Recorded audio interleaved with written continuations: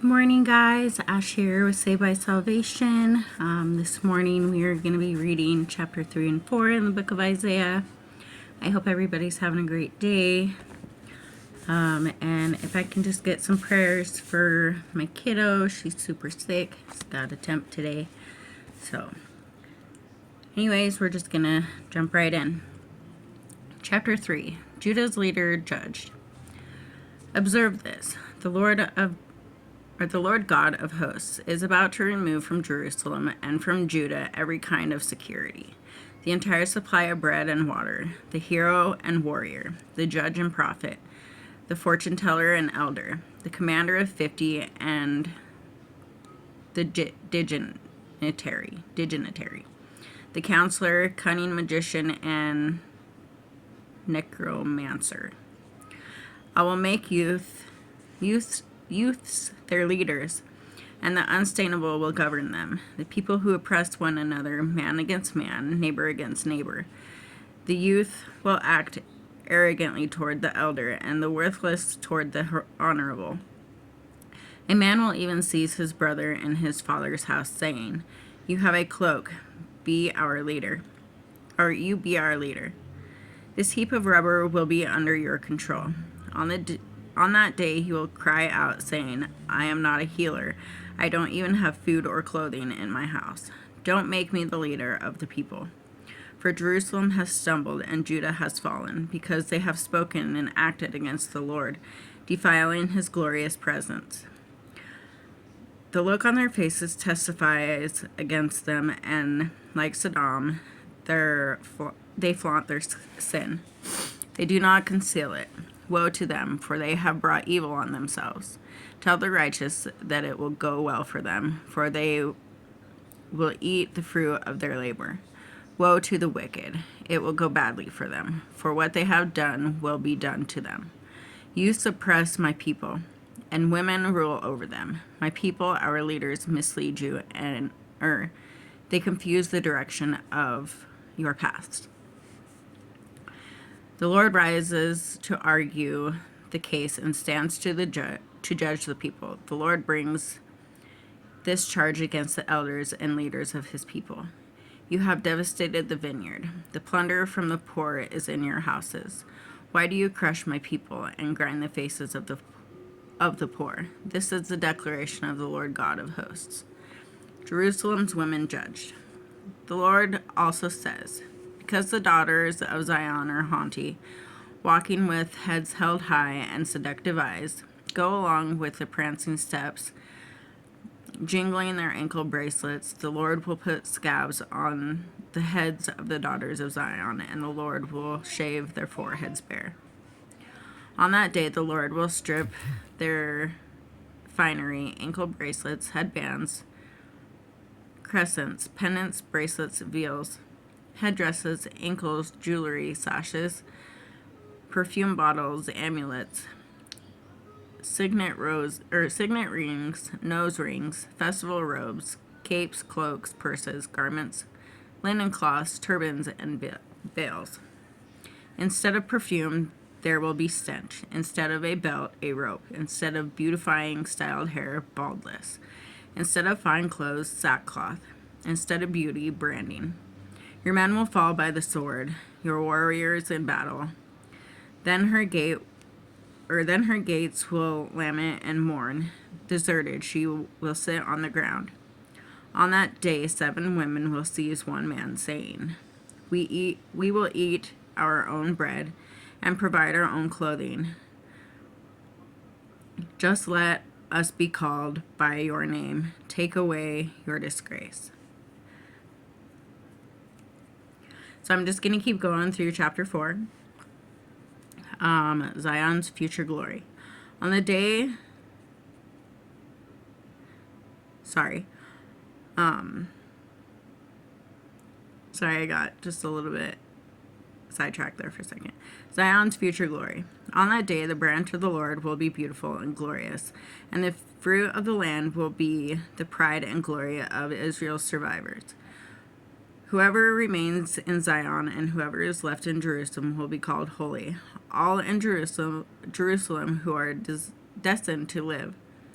When a Lord has washed away the filth of the daughters of Zion and cleansed the blood guilt from the heart of Jerusalem by a spirit of judgment and a spirit of burning, then the Lord will create a cloud of smoke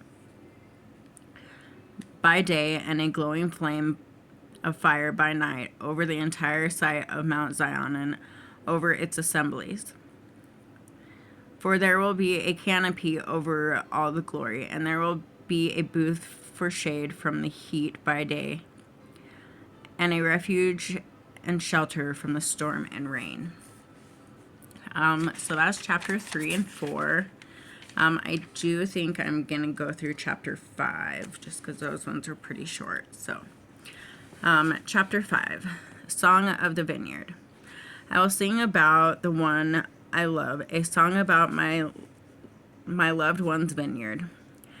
The one I love had a vineyard on a very fertile hill. He broke up the soil, cleared it of stones, and planted it with the finest vines. He built a tower in the middle of it, and even dug out a wine press there. He expected it to yield good grapes, but it yielded worthless grapes.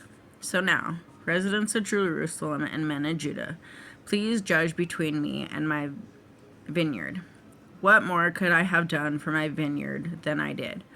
Why, when I expected a yield of good grapes, did it yield worthless grapes? Now I will tell you what I'm about to do to my vineyard. I will remove its hedge, and it will be consumed. I will tear down its wall, and it will be trampled. I will make it a wasteland. It will not be pruned or weeded. Thorns and barriers will grow up. I will also give order to the clouds that rain should not fall on it. For the vineyard of the Lord of hosts is the house of Israel, and the man of Judah, the plant he delighted in. He looked for justice, but saw injustice, for righteousness, and heard cries of wretchedness. Judah's sin denounced. Woe to those who add house to house and join field to field until there is no more room, and you alone are left in the land. I heard the Lord of hosts say, indeed, many houses will become desolate, grand and lovely ones without inhabitants. For a 10-acre vineyard will yield only 6 gallons, and 10 bushels of seed will yield only 1 bushel. Woe to those who rise early in the morning in pursuit of beer, who linger into the evening, inflamed by wine. At their feasts they have lyre, harp, tambourine, flute, and wine. They do not perceive the Lord's actions, and they do not see the work of his hands. Therefore my people will go into exile because they lack knowledge. Her dignitaries are starving, and her masses are parched with thirst. Therefore Sheol enlarges its throats and opens wide its enormous jaw, and down go Zion's dignitaries, her masses, her crowds, and those who carouse in her.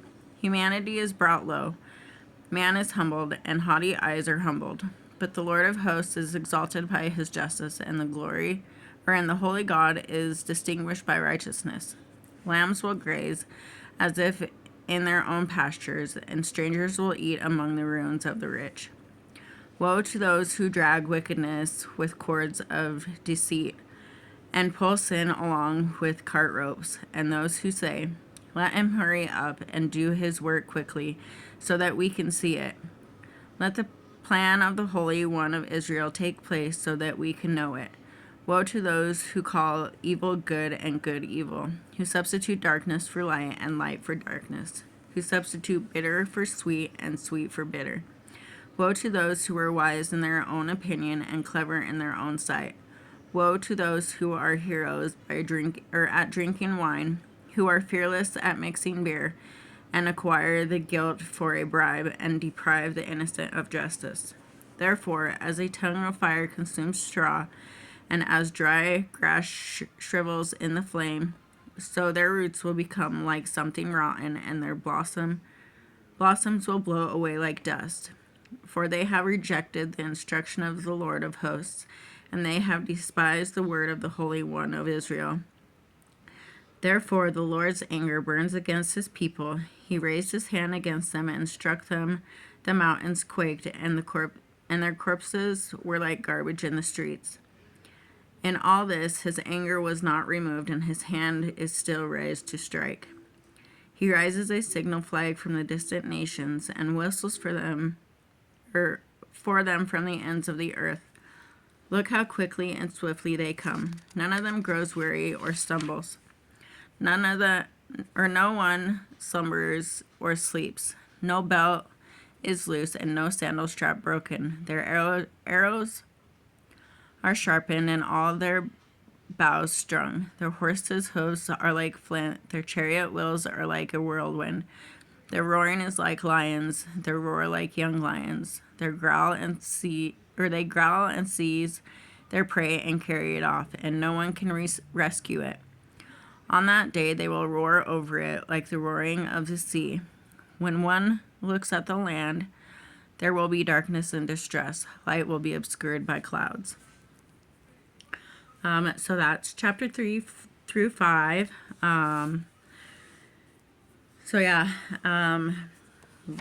Really good reading today. Like I always say, I love everything in this book, but there's just some things that really get me to the core. So anyways, I hope you all enjoyed my reading today. I hope you all have a blessed day, and I will see you next time. Thanks for watching.